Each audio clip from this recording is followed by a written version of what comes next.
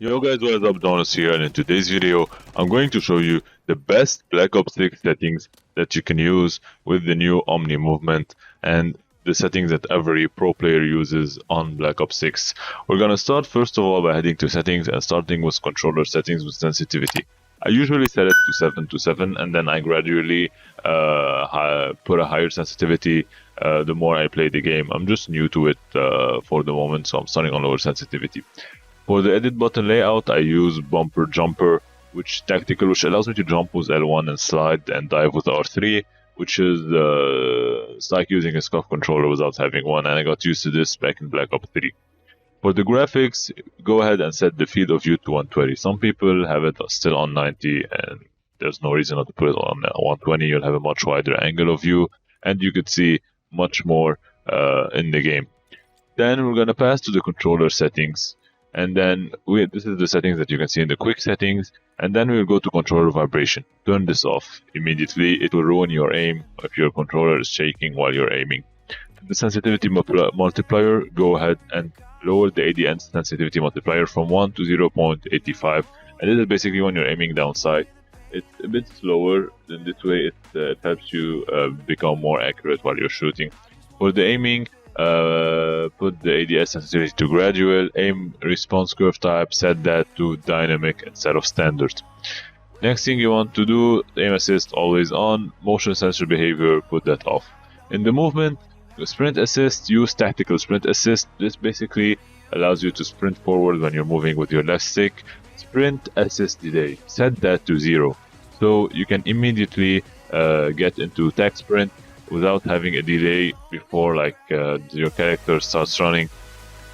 And then for the rest, keep that one off. Slide dive behavior, set that on hybrid. Basically it's only one tap to slide and tap while holding sprint to dive. This basically allows you to slide, and then if you hold sprint and then you tap it while sprinting, it will just let your character dive. So it's a bit tricky at first, but then once you get the hang of it, you'll see that it's pretty useful. For the rest of the settings, keep them as they are. And then metal castle reloads, you can set that to off if you want. And then for the next settings, set that to on. For the rest of the movement behavior settings, you can keep them on default. Next, you go to combat, and then we'll go ahead and adjust armor plate behavior, set that to apply all. This is especially useful in Warzone. And then for the advanced combat settings, keep them like on the default settings, or as I'm showing you right now. And the next thing you want to go to is graphics. In the graphics, just also you can go ahead to the post-processing effects. World motion blur is off, weapon motion blur is off, depth of field is off, and then fidelity CAS is off. This basically allows the game to run smoother. On the details and texture, on-demand texture streaming should be set to minimal, and allocated text case size should be set to small.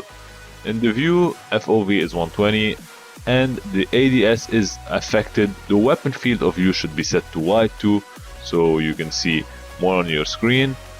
And this is basically it for the graphic settings. When you go to audio settings, go to the voice chat and then adjust the voice chat volume so that it's lower than the other volumes.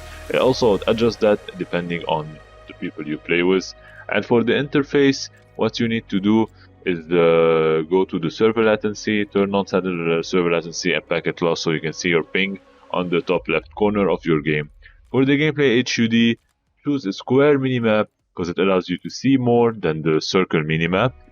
Minimap rotation is on, and compass type is minimap. For the rest of the settings, you can keep them as they are.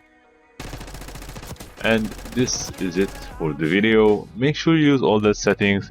Let me know what's the difference once you use those settings.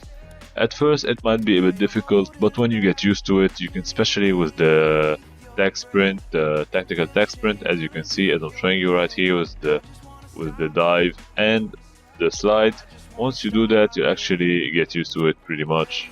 And since I use the bumper jumper tactical, I can pretty much crouch and jump while moving and aiming without having to move my fingers from the controller.